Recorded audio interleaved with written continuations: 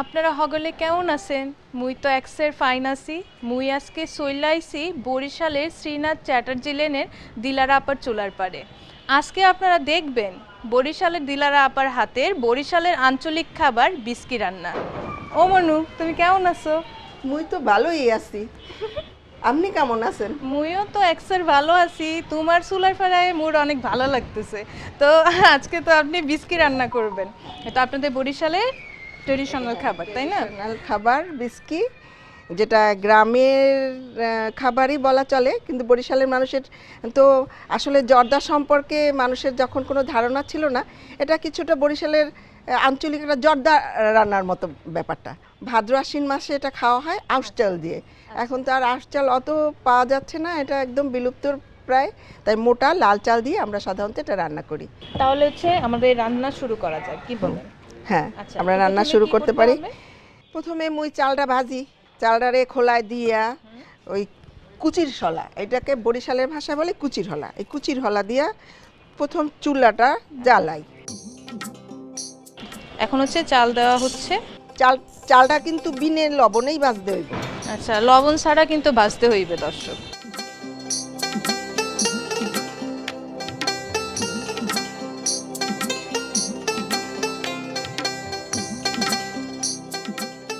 আমাদের চালটা লাল লাল করে ভাজা হয়ে গেল।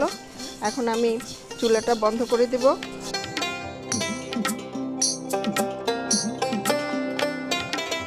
2 ঘন্টা ভিজিয়ে রাখতে হবে। 2 ঘন্টা ভিজিয়ে রাখতে হবে। আমি এটা ধোয়ার জন্য ঢেলে দেব।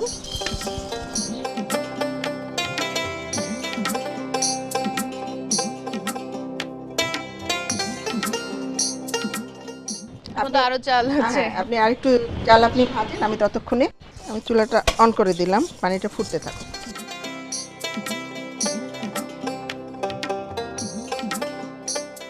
একটু ধুয়ে ফেলতে হবে।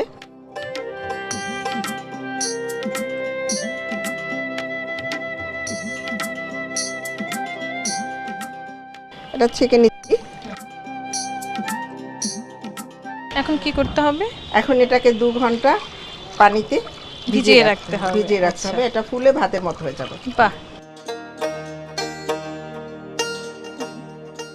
যেহেতু 2 ঘন্টা সময় লাগবে, আমি আর আমাদের দর্শক কি এইভাবেই বসে থাকবো? আমি তো শুনে এসেছি আপনি লেখালেখি করেন অনেক সুন্দর। এখনো কি এটা হচ্ছে? হ্যাঁ, আমি এখনো লিখি, এটা আমার শখ। মাঝে মাঝে আমি একটু কবিতা লিখি আর গাছ চর্চা করি। আমার একটু গাছের প্রতি, সবুজের প্রতি একটু বেশি আকর্ষণ, যার জন্য আমার একটা এই ছোট্ট আঙিনাটাই, বেশি জায়গা নেই তো, এর ভিতরেই আমি একটু গাছ চর্চা করি। তো এই উঠানটা নিয়েই আমার একটা কবিতা আছে। আচ্ছা, এইটুকু নিয়ে। তাহলে আমরা সেই কবিতাটা শুনতে চাই, আমিও শুনতে চাই, আমাদের দর্শকদেরকে একটু শোনাতে চাই, যদি আপনি একটু শোনান আমাদেরকে। আচ্ছা, সেটা শোনানো যাবে। এক টুকরো উঠোন জুড়ে একরাশ ভালোবাসা, ছোট্ট ছোট্ট প্রাকৃতিকগুলি অনেক সুখে ঠাসা। ফিসফিসিয়ে ওদের বলি তোদের ভালোবাসি, চোখ জুড়ালো মন ভরালো তোদের গোপন হাসি। সকালবেলা পাপড়ি মেলে হারা সাজের বেলা, জগৎ জুড়ে এমনি করে চলছে শুধু আসা যাওয়ার খেলা। আমার তো অসম্ভব ভালো লেগেছে, আশা করছি আমাদের দর্শকদেরও অনেক ভালো লেগেছে। 2 ঘন্টা তো হয়ে গেল, এখন দেখা যাক কি অবস্থা।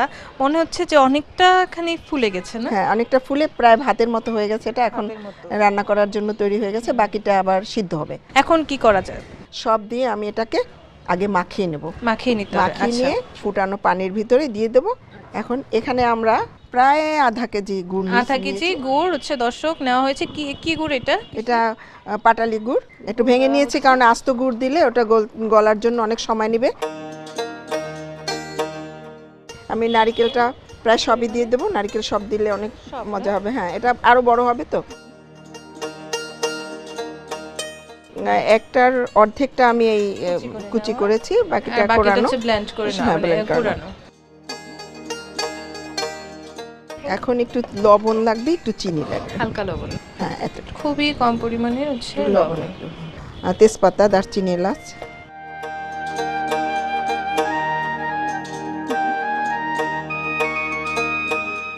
একটু চিনি দেই।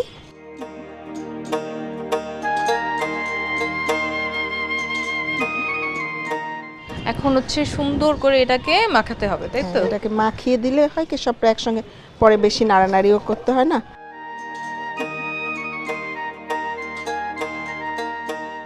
2.5 লিটার পানি আগে ফুটিয়ে রেখেছি, এটার ভিতরে এটা ঢেলে দিব।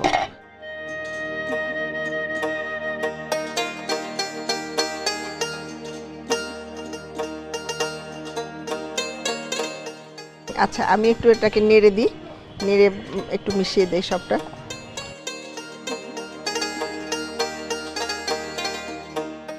এটা হতে আর কতক্ষণ সময় লাগবে এখন? এটা হতে আধা ঘন্টা তো লাগবেই, পানিটা টেনে যাবে পুরা।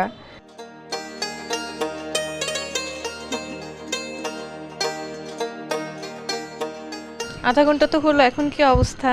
এখন এটা হয়ে গেছে, এতক্ষণে প্রায় হয়ে গেছে। এখন আমি এটাকে একটু 2 চা চামচ অথবা 1 টেবিল চামচ পরিমাণ ঘি দেওয়া হচ্ছে দর্শক।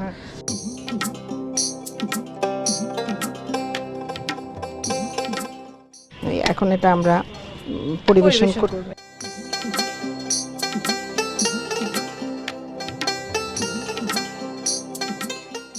এই যে দর্শক দেখতে পাচ্ছেন, তৈরি হয়ে গেল বরিশালের ঐতিহ্যবাহী বিস্কি রান্না।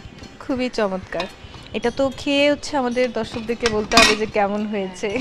আসলে খেতে কেমন, যেহেতু স্মেল অনেক সুন্দর আসছে, খেতেও কিন্তু অসম্ভব ভালোই লাগবে আমার কাছে মনে হচ্ছে।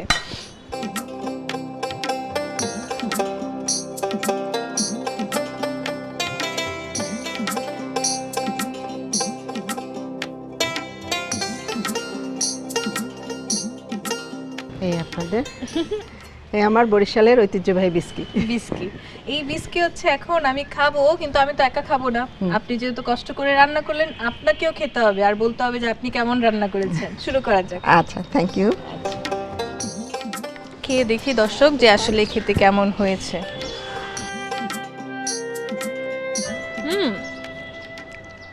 এটা এক্সট্রা ফাইন হইছে। হ্যাঁ, এককালে মজা, এককালে মজা হইছে, যেহেতু মগর বরিশালে মনু রান্না করছে, জন্মের মজা, জন্মের মজা হইছে।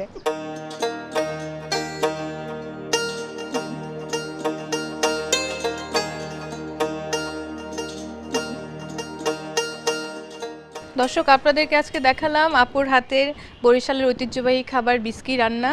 আর আপু, আমাদের চুলার পাড় অনুষ্ঠানের এই যে আমরা ঐতিহ্যবাহী রান্নাগুলো নিয়ে মানুষের সামনে তুলে ধরি, সেটারও কিন্তু একটা উদ্দেশ্য আছে।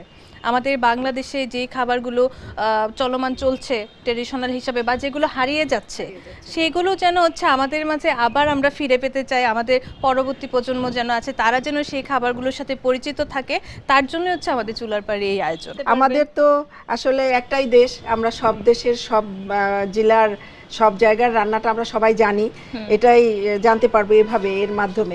এটা আমাদের, এটা একটা খুব ভালো জিনিস হলো, আমারও খুব ভালো লাগছে।